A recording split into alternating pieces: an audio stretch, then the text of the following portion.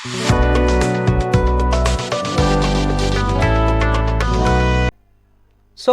Hello guys, welcome back to my channel @doctor study. Guys, this is Manjeet and आज के video में हम बात करने जा रहे हैं माउथ के एनाटॉमी के बारे में, जिसमें हम आज माउथ में जितने भी एनाटॉमिकल स्ट्रक्चर्स हैं उनके बारे में पढ़ने वाले हैं। तो चलिए स्टार्ट करते हैं। सबसे पहले हम बात करते हैं माउथ में ओरल कैविटी के बारे में। तो माउथ में जब हम देखते हैं तो ओरल कैविटी में क्या बताया गया है कि oral cavity is used for injection of food and the fluids. मतलब ये जो ओरल कैविटी है उसके थ्रू क्या कार्य होता है, injection of the food and fluids. ये बेसिकली पोस्टेरियरली कंटिन्यूड रहता है एज ओरोफेरिंग्स। मतलब जो ओरल कैविटी है पीछे जाके क्या फॉर्म करता है, ओरोफेरिंग्स। फेरिंग्स का जो मिडल पार्ट है वो फॉर्म करता है एंड इसका जो अपर पार्ट है posterior part of the nasal cavity में ओपन होता है और उसका जो लोअर पार्ट है वो ओपन होता है into the inlet of the larynx. साथ ही साथ जो रूफ है ओरल कैविटी का वो फॉर्म होता है by the hard and the soft palates and जो टंग होता है ये बिगेस्ट ऑक्यूपेंट होता है ओरल कैविटी का। ठीक है, तो रूफ किसके द्वारा फॉर्म हो रहा है, हार्ड एंड सॉफ्ट पैलेट। तो जो फ्रंट का पार्ट होता है इसको हार्ड पैलेट कहते हैं एंड पीछे की तरफ सॉफ्ट पैलेट होता है। और टंग जो है वो बिगेस्ट ऑक्यूपेंट है इन द ओरल कैविटी। मतलब मोस्ट ऑफ द जो ओरल कैविटी का पार्ट है वो किसके थ्रू कवर्ड है, टंग के थ्रू। साथ ही साथ जो कैविटी है उसमें कितने टीथ पाए जाते हैं, एडल्ट में 32 टीथ पाए जाते हैं।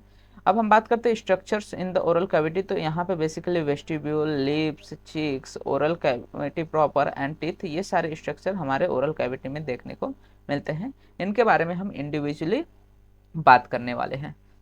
तो ओरल कैविटी के सबसे पहले आता है vestibule. It is a narrow space bounded externally by the lips and cheeks and internally by the teeth and gums. मतलब टीथ और लिप्स के बीच में जो स्पेस होता है उसको हम लोग क्या बोलते हैं, वेस्टिब्यूल बोला जाता है। मतलब ये जो टीथ है ऊपर और नीचे के, और यहाँ पे जो हमारे चिक्स और यहाँ पे जो लिप्स है इनके बीच का जो स्पेस होता है इनको क्या बोला जाता है, वेस्टिब्यूल बोला जाता है। नेक्स्ट आता है इसमें स्ट्रक्चर में लिप्स। तो this are the fleshy folds and lined externally by the skin and internally by the mucous membrane. तो जो लिप्स हैं ये क्या है, एक फ्लेशी फोल्ड है जो कि लाइंड होते हैं एक्सटर्नली। एक्सटर्नली यहाँ पे बेसिकली स्किन पाया जाता है एंड इंटरनली यहाँ पे म्यूकस मेम्ब्रेन देखने को मिलता है। साथ ही साथ ईच लिप कंपोज्ड ऑफ, सबसे पहले स्किन होता है, उसके नीचे सुपरफिशियल फेसिया देखने को मिलता है, फिर ऑर्बिकुलरिस ऑरिस मसल्स रहते हैं, देन सब म्यूकेसा जिसमें basically mucous labial glands and blood vessels पाए जाते हैं, और देन म्यूकस मेम्ब्रेन। तो ये क्या हो गए, लेयर्स हो जाते हैं इसके लिप्स के। इस तरह से बेसिकली सबसे ऊपर स्किन, देन सुपरफिशियल फेशिया, फिर ऑरिस मसल्स रहते हैं, फिर सब म्यूकोसा एंड देन म्यूकेसा। ये मिलके क्या करते हैं, हमारे लिप्स को फॉर्म करते हैं। ओरल कैविटी में नेक्स्ट जो स्ट्रक्चर आता है वो होता है चिक्स। तो basically cheeks are fleshy flaps forming a large part of each side of face. Each cheek is composed of skin, superficial fascia containing the some facial muscles, parotid duct, mucosa molar glands and the vessels and the nerves. ये कहाँ पे है, superficial fascia में है। साथ ही साथ यहाँ पे बक्यूनेटर मसल्स रहते हैं जो कि बक्यूफेरेंजियल फेशिया द्वारा क्या रहते हैं, कवर्ड रहते हैं। साथ ही साथ यहाँ पे आपको पेरिटिक डक्ट देखने को मिलता है जो कि पियर्स करते हुए जाके माउथ में ओपन होता है।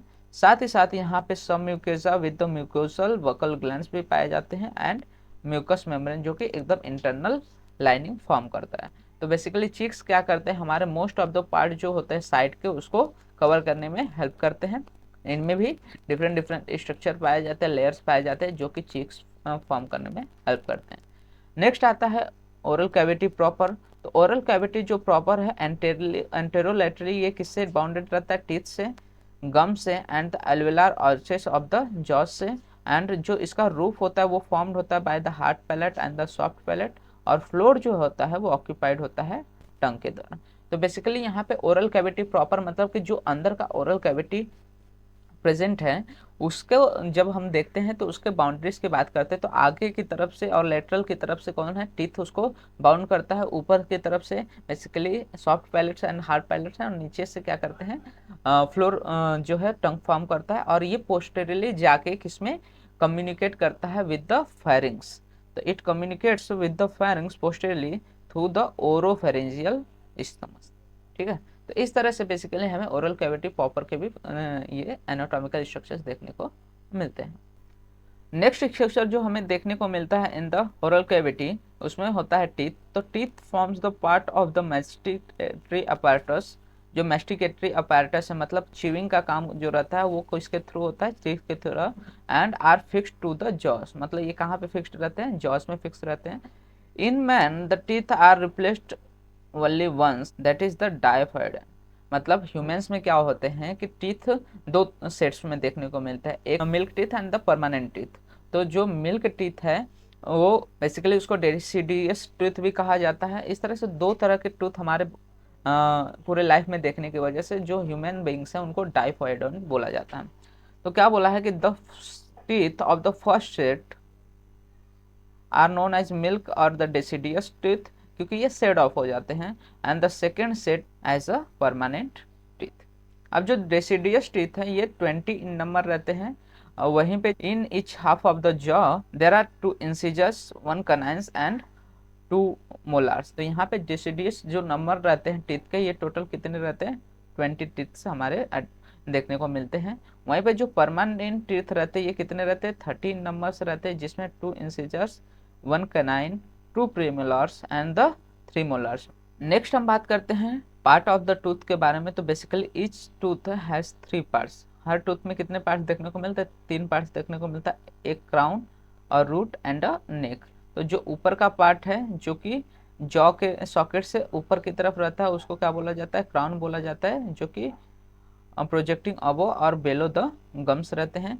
फिर और रूट क्या होता है कि embedded in the jaw beneath the gum. यहाँ पे मतलब जो जॉ में क्या है एम्बेडेड है उसको रूट बोला जाता है। और नेक क्या होता है, between the crown and the root surrounded by the gum. तो ये रूट हो गए एंड ये क्राउन हो गया, इसके बीच में ये जो स्पेस बचता है जहाँ पे ये एम्बेडेड होता है इनटू द गम्स, उस पार्ट को हम लोग क्या बोलते हैं, नेक ऑफ द टूथ बोलते हैं। और फॉर्म्स एंड फंक्शंस की बात करते हैं तो जो टूथ है उनके शेप्स जो हैं वो अडॉप्टेड है according to its function.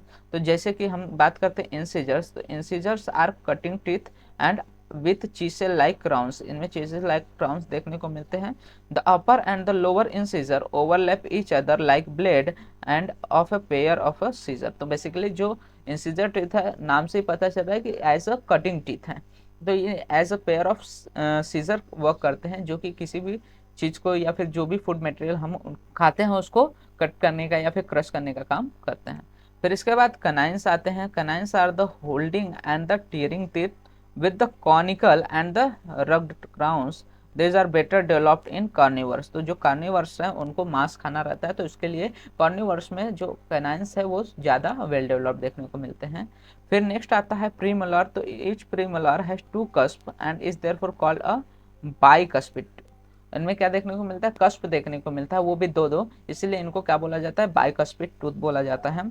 And जो मोलार होते हैं this are the grinding teeth with the square crowns bearing 4 और 5 कस ऑन देयर क्राउन्स। तो ये क्या करते हैं, क्रश करने का काम करते हैं, इसीलिए ये क्या होते हैं थोड़ा ज़्यादा स्क्वायर शेप्ड में रहते हैं ताकि क्रशिंग का कार्य मतलब जो फंक्शन है उनका वो अच्छे से वो परफॉर्म कर सकें।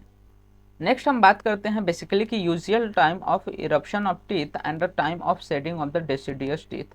तो बेसिकली जो टूथ कब इरप्ट होते हैं और कब वो शेड होते हैं उसके बारे में बात करते हैं। तो सबसे पहले हम डेसिडियस टूथ्स के बारे में बात करते हैं। तो इसमें जो मीडियल इंसीजर्स रहते हैं वो at the age of 6 to 8 months पे राइज होते हैं मतलब निकलते हैं, और 6 to 7 ईयर्स पे ये शेड ऑफ होते हैं। फिर लेटरल इंसीजर्स जो रहते हैं वो 8 to 10 मंथ में निकलते हैं और 7 to 8 ईयर्स में ये शेड ऑफ होते हैं। वैसे ही फर्स्ट मोलार जो रहता है वो 12 to 16 मंथ में और 8 to 9 ईयर्स में ये शेड ऑफ होता है। कनाइंस एंड द जो होते हैं वो 16 to 20 मंथ्स में अराइज होते हैं एंड 10 to 12 ईयर्स में ये शेड ऑफ होते हैं। और वहीं पे सेकंड मोलार जो रहते हैं ये 20 to 24 मंथ्स में अपीयर होते हैं या फिर इरप्ट होते हैं एंड 10 to 12 ईयर्स में ये शेड ऑफ होते हैं। और जब ये शेड ऑफ होते हैं तब हमें क्या मिलते हैं, हमारे परमानेंट टीथ मिलते हैं। मतलब क्या देखने को मिल रहा है कि जो मीडियल इंसीजर हैं वो कब सेट ऑफ हो रहा है, 6 to 7 ईयर्स पे। तो मीडियल इंसीजर हमें कब देखने को मिलेंगे, 7 to 8 ईयर्स में। मतलब जब वो सेट ऑफ होंगे तो नए जो परमानेंट टीथ है वो वहाँ पे इरप्ट होंगे। वैसे फर्स्ट मोलार जो रहता है वो 6 to 7 ईयर्स पे अराइज होता है। फिर लेटरल इंसीजर की बात करें तो ये 8 to 9 ईयर्स फर्स्ट प्रीमोलार तो इस तरह से इन डेंटिशंस को हम देख के बेसिकली किसी के भी एज का भी पता लगा सकते हैं कि उसकी एज कितनी रहेगी, क्योंकि इस एज के हिसाब से उसमें क्या रहेंगे वो डेंटिशंस या फिर वो दांत प्रेजेंट रहेंगे, तो उससे हम क्या कर सकते हैं उसके एज को भी कैलकुलेट कर सकते हैं। तो ये बेसिकली फॉरेंसिक साइंस में आते हैं। तो इस तरह से बेसिकली हम जो माउथ है उसके पूरे फंक्शनलिटीज या फिर एनाटॉमिकल स्ट्रक्चर्स देखते हैं, जिसमें टूथ आ जाता है, फिर वेस्टिब्यूल्स होते हैं वो आ जाते हैं, and then tongues, palate, soft palate and hard palates. तो ये सारी चीज़ें जो एनाटॉमिकल स्ट्रक्चर है वो हमारे माउथ में आ जाते हैं। तो इसी के साथ हमारा जो माउथ का एनाटॉमी है वो एंड करता है। यहाँ पे हम लोग ने माउथ के सारे जो एनाटॉमिकल स्ट्रक्चर्स रहते हैं उनके बारे में पढ़ा। होप अगर आपको वीडियो अच्छा लगा तो वीडियो को लाइक कीजिए एंड चैनल को सब्सक्राइब कीजिए, जिससे आपको फर्दर वीडियो से रिलेटेड अपडेट्स मिलते रहे। साथ ही साथ आप हमारे इंस्टाग्राम और टेलीग्राम हैंडल्स को भी फॉलो कर सकते हैं, वहाँ पे आपको daily notes related and videos related updates मिल जाते हैं।